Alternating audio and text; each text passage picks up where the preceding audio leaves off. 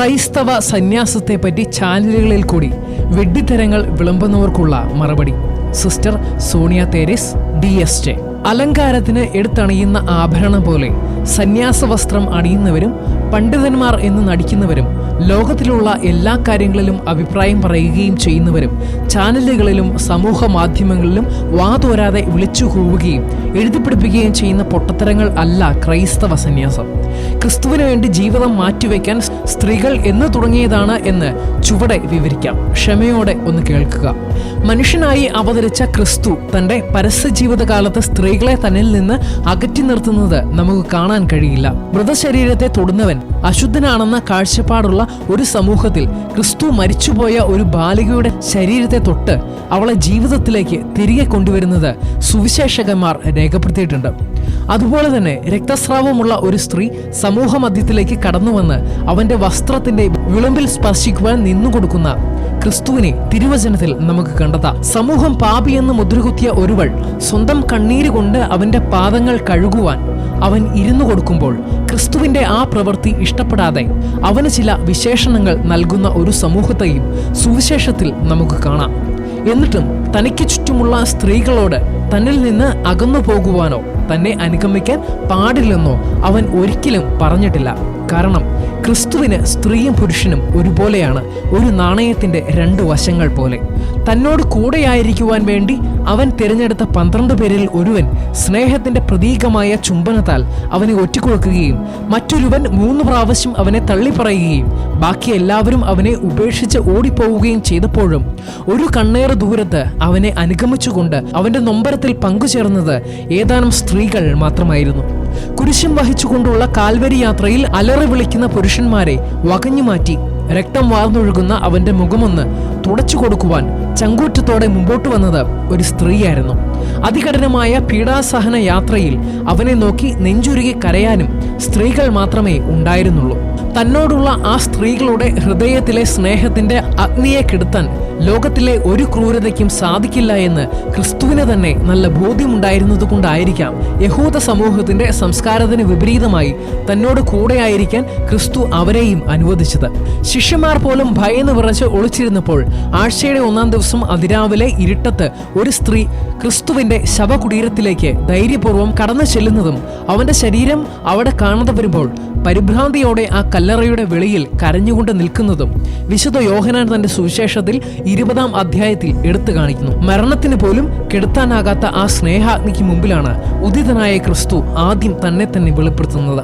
അങ്ങനെ മഗ്ദലന മറിയം ലോകത്തിലെ ആദ്യത്തെ മിഷണറിയായി മാറുകയാണ്. നിങ്ങൾ ജെറുസലേം വിട്ടു പോകരുത്, എന്നിൽ നിന്ന് കേട്ട പിതാവിന്റെ വാഗ്ദാനം കാത്തിരിക്കുവിൻ എന്ന ക്രിസ്തുവിന്റെ ആഹ്വാനമനുസരിച്ച് യേശുവിന്റെ സ്വർഗാരോഹണത്തിന് ശേഷം 11 ശിഷ്യന്മാർ ഒലിവുമലയിൽ നിന്നിറങ്ങി ജെറുസലേമിൽ തങ്ങൾ താമസിച്ചിരുന്ന വീടിന്റെ മുകളിലത്തെ നിലയിലുള്ള മുറിയിൽ, അതായത് സിഹിയോൻ ശാലയിൽ, ഏകമനസ്സോടെ യേശുവിന്റെ അമ്മയായ മറിയത്തോടൊപ്പം മറ്റു സ്ത്രീകളോടും അവന്റെ സഹോദരന്മാരോടുമൊപ്പം പ്രാർത്ഥനയിൽ മുഴുകിയിരുന്നു എന്നാണ് നടപടി പുസ്തകത്തിലെ 1-ാം അധ്യായത്തിൽ 12 മുതൽ 14 വരെയുള്ള വാക്യത്തിൽ രേഖപ്പെടുത്തിയിരിക്കുന്നത്. പരിശുദ്ധാത്മാവ് വന്ന് നിറയാൻ 12 ശിഷ്യന്മാരെ മാത്രമല്ല ദൈവം തിരഞ്ഞെടുത്തത്. പരിശുദ്ധാത്മാവ് വന്ന് നിറയുന്നത് സിഹിയോൻ ശാലയിൽ കൂടിയിരുന്ന എല്ലാവരുടെയും മേലാണ്. അവരുടെ കൂടെയിരുന്ന പുരുഷന്മാർക്കും സ്ത്രീകൾക്കും ദൈവം പരിശുദ്ധാത്മാവിനെ ദാനമായി നൽകി. പരിശുദ്ധാത്മാവ് നിറഞ്ഞ ആദിമ ക്രൈസ്തവ സമൂഹം അന്നുവരെ ലോകത്തിൽ ഒരിടത്തും കാണാത്ത ഒരു ജീവിത ശൈലി രൂപപ്പെടുത്തിയെടുത്തു. നടപടി പുസ്തകത്തിൽ 4-ാം അധ്യായത്തിൽ 38-ാം വാക്യം പറയുന്നത് ഇങ്ങനെയാണ്: വിശ്വാസികളുടെ സമൂഹം ഒരു ഹൃദയവും ഒരു ആത്മാവുമായിരുന്നു. ആരും തങ്ങളുടെ വസ്തുക്കൾ സ്വന്തമെന്ന് അവകാശപ്പെട്ടില്ല, എല്ലാം പൊതു സ്വത്തായിരുന്നു. പരസ്പര സ്നേഹത്തിന്റെയും പങ്കുവയ്ക്കലിന്റെയും പ്രതീകമായ ആദിമ ക്രൈസ്തവ സഭ അനുദിനം വളർന്നുകൊണ്ടിരുന്നു. സ്തെഫാനോസിന്റെ രക്തസാക്ഷിത്വത്തോടെ ക്രൈസ്തവ സമൂഹത്തിലേക്ക് മറ്റൊരു കാഴ്ചപ്പാട് കൂടി കടന്നു വന്നു. ക്രിസ്തുവിന്റെ ജീവിത മാതൃക തങ്ങളുടെ ജീവിതത്തിൽ പകർത്തുക. മനുഷ്യവംശത്തെ രക്ഷിക്കാനായി സ്വന്തം ജീവൻ ബലികഴിച്ച ക്രിസ്തുവിന് തങ്ങളുടെ ജീവൻ ഒരു ബലിയായി അർപ്പിക്കുന്നതിൽ ക്രൈസ്തവർ സന്തോഷം കണ്ടെത്തി. അവിശ്വസനീയമായ വിധം ക്രിസ്തുവിന്റെ അനുയായികൾ വളർന്നുകൊണ്ടിരുന്നു. പീഡിപ്പിക്കുന്നതിന് അനുസരിച്ച് ക്രൈസ്തവ സമൂഹം വളർന്ന് പതിയെ യൂറോപ്പിന്റെയും ഏഷ്യയുടെയും പല ഭാഗങ്ങളിലേക്ക് പടർന്ന് പന്തലിച്ചു. യോഹന്നാൻ ഒഴിച്ച് ബാക്കി 11 ശിഷ്യന്മാരും ലോകത്തിന്റെ പല ഭാഗങ്ങളിൽ രക്തം ചിന്തി മരിച്ചു. രക്തസാക്ഷികളുടെ ചുടുനിണം വീണ മണ്ണിൽ ക്രിസ്തുമതത്തിന്റെ വേരുകൾ ആഴ്ന്നിറങ്ങി. ഹെറോദോസ് രാജാവ് യോഹന്നാന്റെ സഹോദരനായി യാക്കോബിനെ വധിച്ചുകൊണ്ട് തുടങ്ങിവെച്ച പരമ്പര നീറോ ചക്രവർത്തിയെ പോലുള്ള അതിക്രൂരന്മാരിൽ കൂടി കടന്ന് ഡയോക്ലേഷ്യൻ ചക്രവർത്തിയുടെ കാലത്തിനു ശേഷം 311 വരെ തുടർന്നു. ആഗ്നസ്, സിസിലി, ബാർബറ, ലൂസി തുടങ്ങിയ നൂറുകണക്കിന് കന്യകമാർ തങ്ങളുടെ ക്രൈസ്തവ വിശ്വാസവും കന്യാത്വവും കാത്തുസൂക്ഷിക്കുന്നതിനു വേണ്ടി സന്തോഷത്തോടെ ദൈവത്തെ പാടി സ്തുതിച്ചുകൊണ്ട് വീര രക്തസാക്ഷിത്വം വരിച്ചു.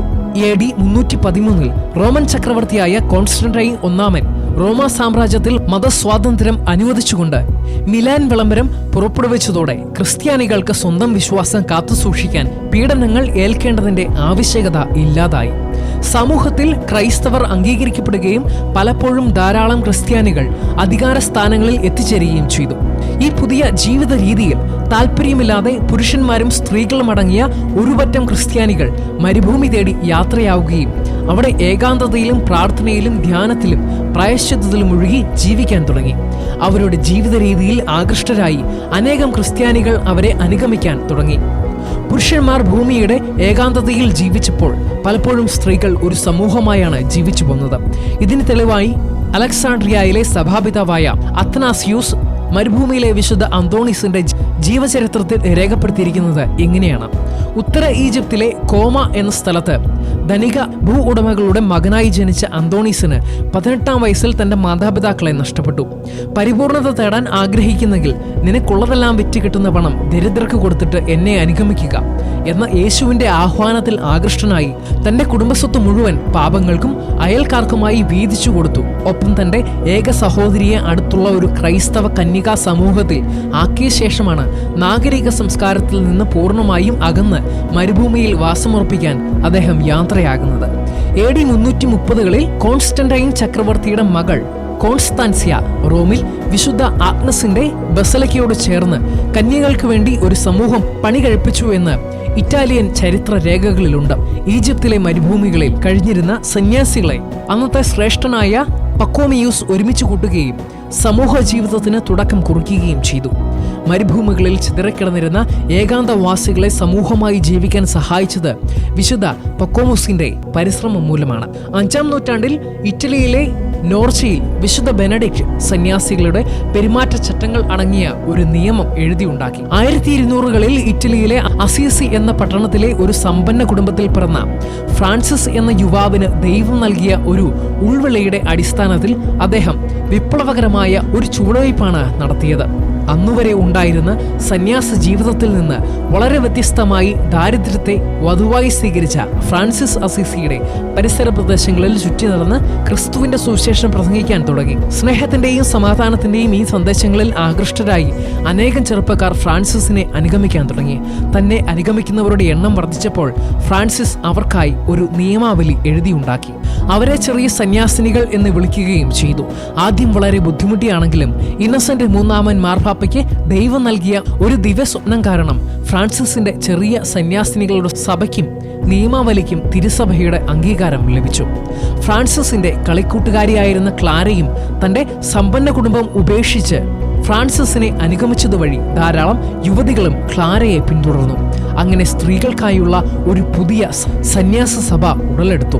വിശുദ്ധ ക്ലാര അവർക്കായി ഒരു നിയമാവലി എഴുതിയുണ്ടാക്കിയപ്പോൾ കത്തോലിക്ക സഭയുടെ ചരിത്രത്തിൽ ആദ്യമായിട്ടാണ് ഒരു സ്ത്രീ ഒരു സന്യാസ സഭയ്ക്ക് വേണ്ടി നിയമാവലി എഴുതിയുണ്ടാക്കിയത്. പാവപ്പെട്ട സ്ത്രീകളുടെ സഭ എന്നാണ് ക്ലാര തന്റെ സഭയെ വിളിച്ചത്. Ignatius Loyola, Vincent Paul, Don Bosco തുടങ്ങിയ ധാരാളം വിശുദ്ധരായ വ്യക്തികൾ ദൈവിക പ്രചോദനത്തിൽ അനേകം സന്യാസ സഭകൾക്ക് രൂപം കൊടുത്തു. ഇന്ത്യയിൽ 1866 ഫെബ്രുവരി 13 കൂനമാവിൽ ചാവറ കുര്യാക്കോസ് ഏലിയാസ് അച്ഛൻ സ്ത്രീകൾക്കായുള്ള ആദ്യത്തെ സന്യാസ സഭ സ്ഥാപിച്ചു.